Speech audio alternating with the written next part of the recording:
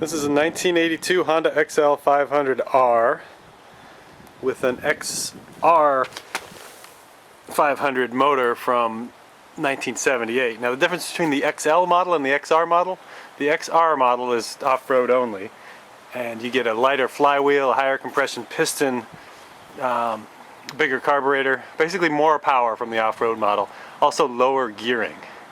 This particular one I've gotten geared higher so that it can go on the highway. I put the stock countershaft sprocket from the XL500R bike on it. What can I tell you about this bike? It is kickstart only. We're going to go over the kickstart procedure a little later in this video, just because I figure most people looking at one of these bikes is either just got one or thinking about getting one, and you need to know how to get it started. It is a big thumper, big 500cc motor. You can see it's got, looks like it has dual exhausts, but there's just one piston in there. It just needs a double pipe to get all the gases out.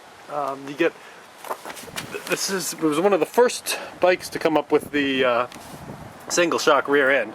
The early XL500Rs had dual shocks on the back, but this one's got a single shock hiding in there behind the exhaust pipe. Comfortable seat. If we look at the speedometer, there is no tachometer on this. I would like to have a tachometer just so I know if I'm revving the hell out of it or not, but you can see these little markings here, that 1, 2, 3, 4, and 5.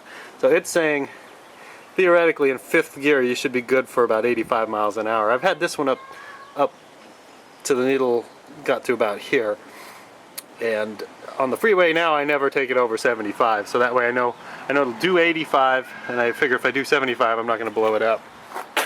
I put some gigantic mirrors on it from MGO. I put a Cerbis front fender on it here. The reason for the supermoto fender is because the stock fender was bending down and getting into the tire. It would actually bend over backwards and rub the tire and go brrrr at high speeds. So I had to go with a sturdier, smaller fender. The luggage rack. Everybody asks me about this luggage rack. I think it's a stock Honda item. I've never found anybody who makes an aftermarket luggage rack for it. So I think this is stock Honda. There's no letters on it, no numbers, no nothing to tell me where it came from, but it is a perfect fit for the bolt holes. So I'm sure that it's a stock Honda item. Good luck finding it. I've never seen one of those for sale on eBay. What's it like to ride? It does tingle through the grips. I've put bar end weights on it. I've also got a bar snake, a big heavy rubber snake inside the bars, but it still does tingle. There is a counterbalancer in the engine that reduces vibration somewhat, so it's not terrible. It's just a buzz through the handlebars, a little bit through the seat. You can see attached to the kickstart lever there's a cord going up here, and when you kick it over it pulls on a decompression switch that decompresses the engine. But even with that, there is a very specific kickstart procedure, and if you don't follow it, it won't start and you might hurt yourself. If you're looking at a used one, you want to check the size of the front wheel. This particular one has a 21-inch front wheel, and that's a pretty standard size, so it's pretty easy to find tires. But some models of this bike, there was a year or two where they were trying a bigger front wheel with the theory that it would go through the dirt better with the big gigantic wheel on it.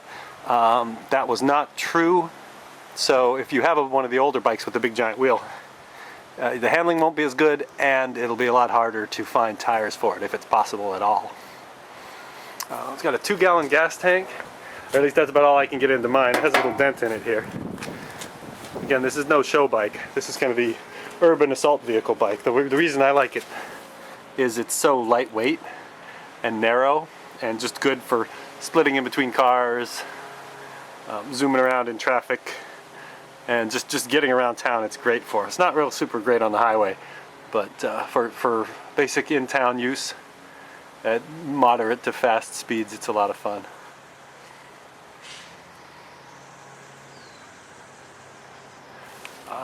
Let's see, maintenance points. Now, checking the oil, it has a dipstick here that you unscrew, So when you're checking the oil, this is important because the dipstick has so many threads on it. You want to screw the dipstick all the way out and then stand the bike up level and then check the oil level. And you can see the oil level marker on the dipstick is pretty short. You know, it's maybe an inch long between the low line and the high line, which is about as thick as those threads are. So the manual says to check it with it all the way screwed out. So you get it screwed out, wipe it off, put it in like that, stand it up, and then check your oil level. If you screw it all the way in, stand it up, screw it all the way out, and then check your oil level, you'll be running low on oil even though you think it's full. So that's a very important point. There is no oil filter on this bike. In the middle here, there is sort of a like a screen door mesh, really crude oil filter. So the anything that's giant will get caught in the screen door mesh, and they recommend you clean it every 8,000 miles, which involves removing the kickstart lever, removing the foot peg, probably removing this. I've done it once. And taking this whole cover off. I had trouble finding gaskets for it too. The dealers don't carry them anymore. That's one thing that I've had a little trouble with, is the support from the dealers for parts for a bike this old. Honda, I think Suzuki's a lot better with my old Suzuki, so they have just about everything. But on this one I had trouble with the CDI box, and they don't make those anymore. So pretty much any parts that I'm looking for, I have to go on eBay and hunt for them. So I hope that helps. It's a great old bike. I love it, and in these times of economic uncertainty, I'm getting 60 miles per gallon on it when I go easy on it. So that's really great. That's about the best you can expect from a big bike like this. And it will do wheelies too if you're into wheelies. It wheelies pretty easily, even with the bigger countershaft sprocket on it. It's definitely got enough torque to pop the front wheel off the ground.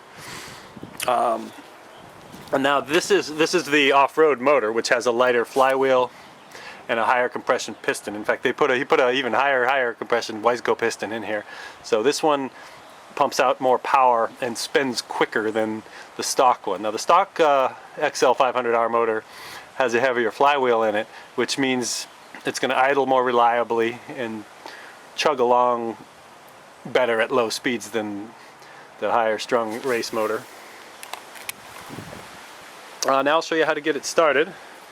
Now the good thing about this bike is that Honda has designed it to be able to start either in neutral with the clutch out or in gear with the clutch in. Most kickstart only bikes, you have to have them in neutral. You can't start it while it's in gear or it'll just start rolling on you. But this one has a special feature built into the transmission where it will work if you have it in gear. So if you stall it in traffic, which you definitely will do when you first get the bike, by accident, you don't have to worry about finding neutral. Just hold the clutch in and kick it to start it. So now here's how you get this thing started. Alright, how to start the Honda. Turn it on, make sure your gas is on, of course. Turn it on, pull the choke out.